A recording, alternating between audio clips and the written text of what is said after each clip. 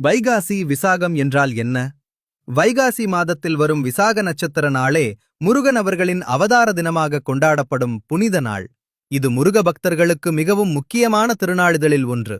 புராணங்களின்படி சிவபெருமானின் நெற்றிக்கண்ணிலிருந்து வெளிவந்த 6 தீப்பொறிகள் சரவணப் பொய்கையில் 6 குழந்தைகளாக தோன்றின. பின்னர் பார்வதி தேவி அவற்றை ஒன்றிணைத்து ஆறுமுகன் சண்முகன் உருவானார். அதனால் ஞானம், தைரியம், வெற்றி, தீய சக்தி நாசம் என்பவற்றின் அடையாளமாக வைகாசி விசாகம் பார்க்கப்படுகிறது.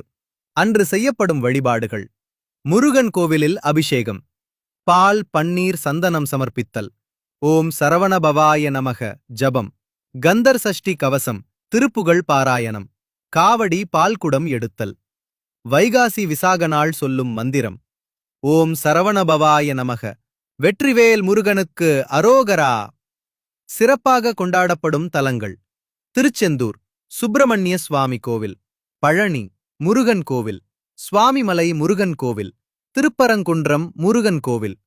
இந்த நாளில் முருகனை மனமுருகி வேண்டினால் கல்வி வளர்ச்சி, திருமண தடை நீக்கம், மன தைரியம், குழந்தை பாக்கியம், ஆன்மீக முன்னேற்றம் கிடைக்கும்.